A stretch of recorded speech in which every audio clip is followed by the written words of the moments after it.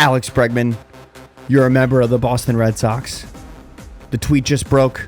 Jeff Passan just said 3-year, $120 million deal, opt-outs after the first year and the second year, $10 million more than anybody else offered. I can't believe it happened. We're really here. We're in a world where the Red Sox made a move to strengthen their lineup. They spent money. They're over the CBT. I truly cannot believe that these are the times we're living in. I really want to talk about it. Let's get going, guys. Wow.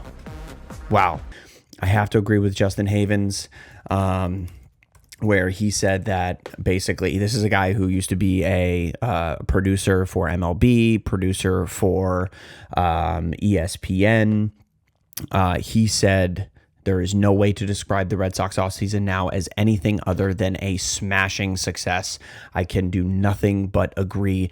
Crochet comes over to Boston to become the ace of this pitching staff, presumably going to be extended, and Alex Bregman is going to spend this year in Boston. And I honestly believe there's a lot of people who are going to talk about this. This is a brand new tweet from Jeff Passan 30 seconds ago. Expectation is Alex Bregman will play second base for Boston, sources tell ESPN. Even though the Red Sox have top prospect Christian Campbell coming, they saw Bregman having enough of an impact that they offered $40 million a year with deferrals to make the deal happen.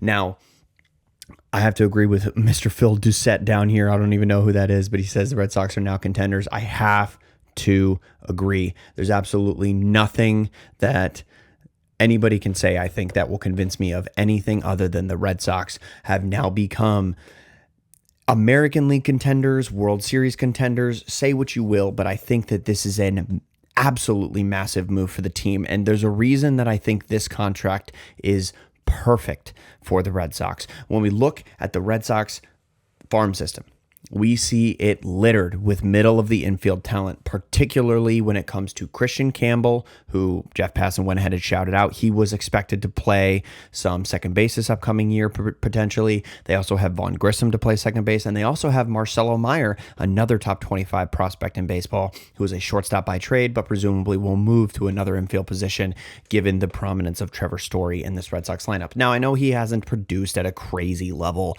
since he got to Boston, but I think that this is just, a somewhat essential move for the Red Sox. I think that this is something that they have to do in order to make sure that their lineup is something that can compete. And I think that it's something they have to do to make sure that their lineup is right-handed in a park that rewards right-handed hitting as much as Fenway Park does. I keep alluding to the fact that I think the contract is perfect. 1 year of Bregman is honestly the best case scenario for this.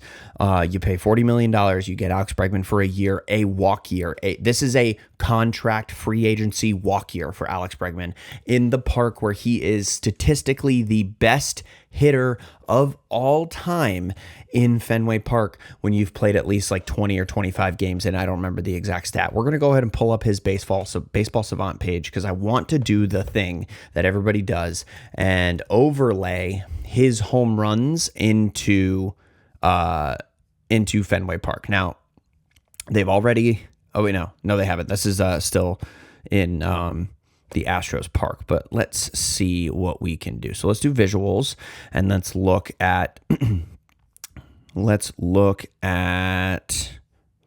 trying to find my way around baseball's fun here. It's been too long, man. So let's see. Can I look at his spray chart?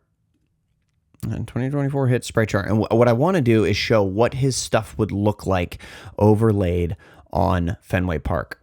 Long story short, he's going to be banging doubles off the wall. The wall in left field in Fenway is 310 to the left field foul line. As you can see, all these hits that he had over the last year, they are going to be home runs or doubles in Fenway Park.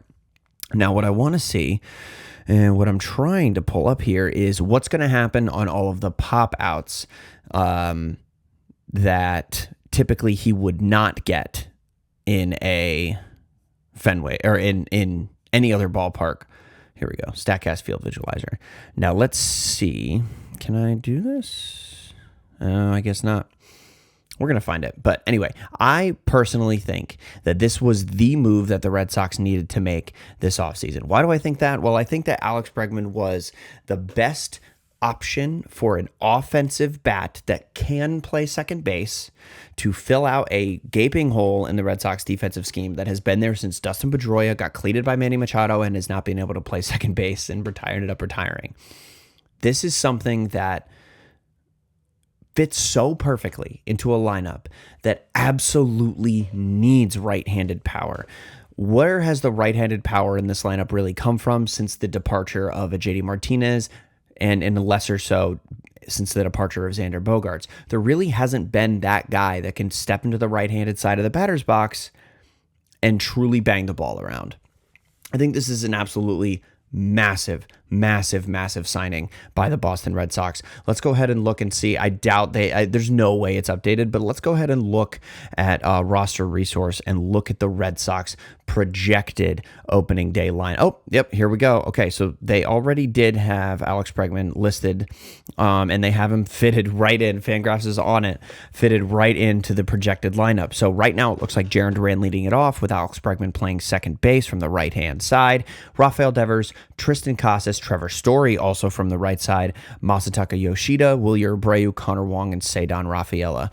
I just think that this was the move that gives you legitimacy in an American League East that is going to be very hard to compete in. We have the defending American League champion Yankees. We have the upstart, up-and-coming Baltimore Orioles in this division. You truly can never count the Rays out of any season, and who knows, maybe, just maybe, the Blue Jays catch fire. This is the move that Red Sox fans have been clamoring for all offseason. And I don't know that it possibly could have been played better by the Red Sox front office. With this signing, they not only guarantee a productive right-handed bat for this lineup, they guarantee veteran leadership, they guarantee a guy who knows how to win baseball games. Remember, Alex Bregman has 2 World Series titles. You do not sign a contract worth $40 million to sit on your ass and not sign another contract later on. He wants to produce. And what comes with production?